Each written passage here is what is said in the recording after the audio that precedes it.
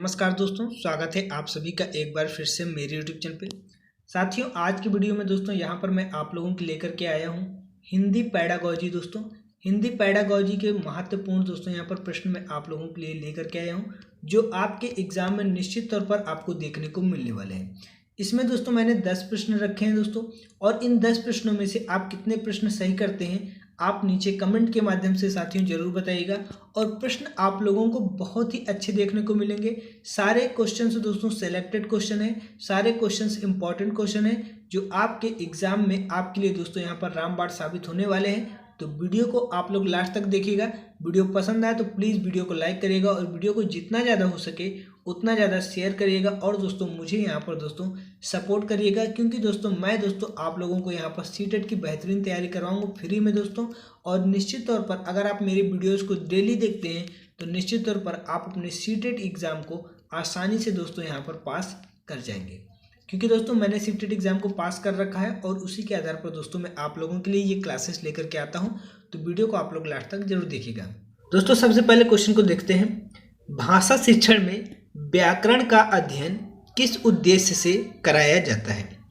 अगर भाषा शिक्षण हम कर रहे हैं तो उसमें जो व्याकरण होता है तो उसको कराने का क्या उद्देश्य होता है, इसको हमें बताना है।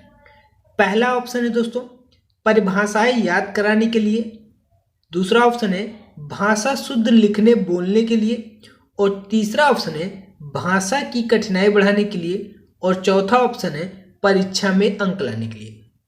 तो इन चारों ऑप्शन को देखने के बाद यहाँ पर हमें ऑप्शन नंबर बी एक ऐसा देखने को मिल रहा है जिसमें बताया गया है भाषा शुद्ध लिखने बोलने के लिए।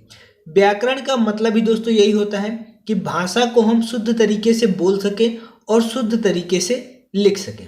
तो इस प्रश्न का जो राइट आंसर हो जाएगा वो हो जाएगा दोस्तों ऑप्शन नंबर बी, भाषा शुद्ध लिखने और बोलने के लिए हमें व्याकरण का अध्ययन कराया जाता है। देखते हैं दोस्तों नेक्स्ट क्वेश्चन को। तो नेक्स्ट क्वेश्चन है हमारा, भाषा के माध्यम से शिक्षा देने का प्रमुख लाभ क्या है? विद्यार्थी जल्द सीखते हैं, अनुवाद की आवश्यकता नहीं रहती, अभिव्यक्ति सहज होती है, उपरोक्त सभी। तो मातृभाषा के माध्यम से शिक्षा देने का सबसे प्रमुख लाभ उपरोक्त सभी हो जाएगा, क्योंकि विद्यार्थी जल्दी सीखते हैं। अगर आप किसी को उसकी भाषा में समझाते हैं तो निश्चित तौर पर वह उस चीज को तुरंत समझ जाएगा। दूसरा, अनुवाद की आवश्यकता नहीं रहती। तो अगर हम हिंदी में बात कर रहे हैं तो इसमें ट्रांसलेट करने की कोई भी जरूरत नहीं। अगर हम इंग्लिश वाले व्यक्ति को हिंदी में बात करेंगे तो वहां पर हमें ट्रांसलेट करने की जरूरत पड़ती है। अभिव्यक्ति की सहज, और कोई भी व्यक्ति होता है अपनी भाषा में उसकी पकड़ होती है और वह अपनी भाषा में ही जो है चीजों को समझता है। नेक्स्ट प्रश्न है, हिंदी शिक्षण की सर्वोत्तम पद्धति कौन सी होती है? ऑप्शन नंबर ए अनुवाद पद्धति, ऑप्शन नंबर बी व्याकरण भाषांतर पद्धति, और ऑप्शन नंबर सी प्रत्यक्ष पद्धति, ऑप्शन नंबर डी रटने की पद्धति। हिंदी शिक्षण की सर्वोत्तम पद्धति कौन सी है? तो इस प्रश्न का जो राइट आंसर हो जाएगा वो हो जाएगा ऑप्शन नंबर सी दोस्तों, प्रत्यक्ष पद्धति। यानी कि जो भी चीजें प्रत्यक्ष रूप से हमारे साथ चल रही हैं वही दोस्तों हिंदी शिक्षण की सर्वोत्तम पद्धति होती है, यानी कि प्रत्यक्ष पद्धति।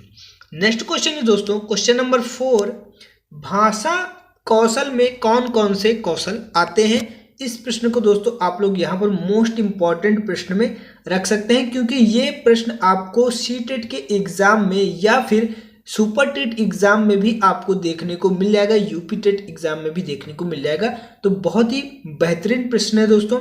भाषा कौशल में कौन कौन से कौशल आते हैं? पहला ऑप्शन है दोस्तों सुनना, बोलना, पढ़ना, लिखना, ऑप्शन नंबर बी केवल पढ़ना और लिखना, ऑप्शन नंबर सी केवल सुनना और बोलना, ऑप्शन नंबर डी याद करना और लिखना। तो इस प्रश्न का जो राइट आंसर हो जाएगा वो हो जाएगा दोस्तों यहाँ पर ऑप्शन नंबर ए सुनना, बोलना, पढ़ना, लिखना। अगर भाषा कौशल की बात की जाए तो इसमें 4 चीजें आती हैं। सुन करके हम सीखते हैं, बोल करके हम चीजों को अभिव्यक्त करते हैं, पढ़ करके करते हैं, और दोस्तों यहाँ पर लिख करके भी चीजों को सीखते हैं। यानी 4 तरीके के कौशल होते हैं भाषा के, जो कि है सुनना, बोलना, पढ़ना और लिखना। तो इस प्रश्न का राइट आंसर हो जाएगा ऑप्शन नंबर ए सुनना, बोलना, पढ़ना, लिखना। नेक्स्ट क्वेश्चन दोस्तों, क्वेश्चन नंबर 5, हिंदी शिक्षण में श्रवण कौशल विकसित करने का उचित साधन है। यानी कि श्रवण कौशल अगर हमें विकसित करना है, सुनने का कौशल, तो उसका उचित साधन क्या है? नंबर ए, कहानी सुनाना। ऑप्शन नंबर बी, शब्दों को लिखवाना। ऑप्शन नंबर सी, व्याकरण कराना। ऑप्शन नंबर डी, वाक्यों का अनुवाद कराना। तो सुनने के कौशल को विकसित करने के लिए हमें दोस्तों यहाँ पर ऑप्शन नंबर ए के साथ जाना पड़ेगा, कहानी सुनाना। क्योंकि जब हम बच्चों को स्टोरी सुनाते हैं तो वहाँ पर बच्चों का पूरा ध्यान उस स्टोरी पर आ जाता है, जिससे वो क्या करते हैं, उस स्टोरी को बहुत ही अच्छी तरीके से सुनना स्टार्ट कर देते हैं।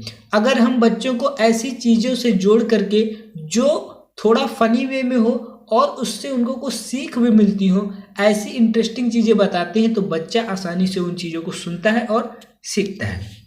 नेक्स्ट क्वेश्चन है दोस्तों, क्वेश्चन नंबर 6, भाषा शिक्षण में सबसे पहले कौन सा कौशल विकसित होता है? इंपॉर्टेंट क्वेश्चन है दोस्तों, वेरी वेरी इंपॉर्टेंट क्वेश्चन है दोस्तों। भाषा शिक्षण में सबसे पहला जो कौशल है वो कौन सा विकसित होता है? ऑप्शन नंबर ए, लेखन। ऑप्शन नंबर बी, पठन। ऑप्शन नंबर सी, श्रवण। ऑप्शन नंबर डी, व्याकरण। तो भाषा शिक्षण में जो सबसे पहला कौशल है, तो बच्चा सबसे पहले किस प्रकार से सीखता है? तो बच्चा सबसे पहले क्या करता है? श्रवण कौशल के माध्यम से सीखता है, यानी बच्चा सुन करके सीखता है। तो इस प्रश्न का राइट ऑप्शन हो जाएगा ऑप्शन नंबर सी, श्रवण। नेक्स्ट क्वेश्चन दोस्तों, समग्र भाषा दृष्टिकोण का मुख्य उद्देश्य क्या होता है? होल लैंग्वेज अप्रोच का जो मुख्य उद्देश्य होता है वो क्या होता है? ऑप्शन नंबर ए, केवल व्याकरण सिखाना। ऑप्शन नंबर बी, भाषा को संदर्भ में सिखाना। ऑप्शन नंबर सी, रटाना। ऑप्शन नंबर डी, शब्दार्थ याद कराना। एक ऑप्शन जो यहाँ पर रटाना आया है ये तो पूरा गलत ही हो जाएगा। अब इन तीन ऑप्शन में से देखते हैं, भाषा को संदर्भ में सिखाना, इस प्रश्न का राइट आंसर हो जाएगा ऑप्शन नंबर बी, भाषा को संदर्भ में सिखाना। नेक्स्ट क्वेश्चन है दोस्तों, क्वेश्चन नंबर 8, यहाँ पर आप लोग देख सकते हैं, कविता शिक्षण का प्रमुख उद्देश्य क्या होता है? अगर हम कविता सिखाते हैं बच्चों को, कविता सुनाते हैं, कविता पढ़ाते हैं, तो इसका जो प्रमुख मुख्य उद्देश्य है वो क्या है? परीक्षा में अच्छे अंक लाना। यहाँ पर दोस्तों एक चीज पर फोकस किया गया है, परीक्षा में अच्छे अंक लाना, तो इस प्रश्न का ये तो राइट आंसर नहीं होगा। दूसरा है कंठस्थ कराना, तो भाई हमें रटाना नहीं है बच्चों को, तो ये ऑप्शन भी गलत हो जाएगा। भाषा का सौहार्द एवं भावानुभूति कराना, कठिन शब्दों को याद कराना, तो ऑप्शन नंबर डी भी दोस्तों यहाँ से एलिमिनेट हो जाता है। तो इस प्रश्न का राइट आंसर हो जाएगा ऑप्शन नंबर सी, भाषा का सौंदर्य एवं भावानुभूति कराना, भाषा की सुंदरता से परिचित कराना दोस्तों, यही हमारा इस प्रश्न का राइट आंसर हो जाएगा option number C. Next question दोस्तों, भाषा शिक्षण में सृजनात्मक लेखन किससे संबंधित है? यानी क्रिएटिव राइटिंग जो है वो किससे रिलेटेड है? पहला, केवल निबंध लेखन से। फिर यहाँ पर एक निगेटिव शब्द आया केवल, तो केवल तो हो ही नहीं सकता। ऑप्शन नंबर बी, रटने से, तो रटना बिल्कुल भी नहीं है दोस्तों। ऑप्शन नंबर सी, मौलिक अभिव्यक्ति से, और ऑप्शन नंबर डी, केवल पत्र लेखन से। तो यहाँ पर भी ऑप्शन में केवल आया है, तो ये भी नहीं होगा। मौलिक अभिव्यक्ति से ही संबंधित होता है सृजनात्मक लेखन, यानी कि आप अपने खुद के विचारों से, नए विचारों से जो चीजें राइट करते हैं वही आपका सृजनात्मक लेखक कहलाता है, सृजनात्मक लेखन। तो सृजनात्मक लेखन किससे संबंधित है? मौलिक अभिव्यक्ति से संबंधित है। इस प्रश्न का राइट आंसर हो जाएगा ऑप्शन नंबर सी। बात करते हैं दोस्तों नेक्स्ट क्वेश्चन की। नेक्स्ट क्वेश्चन है दोस्तों हमारा, हिंदी शिक्षण का अंतिम उद्देश्य है। तो हिंदी शिक्षण का अंतिम उद्देश्य क्या है? ऑप्शन नंबर ए, भाषा का व्याकरण जानना। ऑप्शन नंबर बी, भाषा में संप्रेषणीय दक्षता प्राप्त करना। ऑप्शन नंबर सी, कठिन शब्द याद करना। ऑप्शन नंबर डी, पाठ्य पुस्तक समाप्त करना।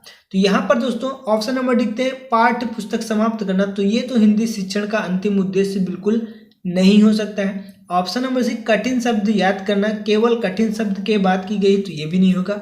ऑप्शन नंबर देखते हैं भाषा का व्याकरण, या व्याकरण जानने से दोस्तों यहाँ पर काम नहीं चलेगा। भाषा में संप्रेषणीय दक्षता प्राप्त कर, भाषा में अपने विचारों को आदान प्रदान करने की, बातचीत करने की दक्षता, जो योग्यता है उसको प्राप्त करना ही भाषा शिक्षण का अंतिम उद्देश्य होता है।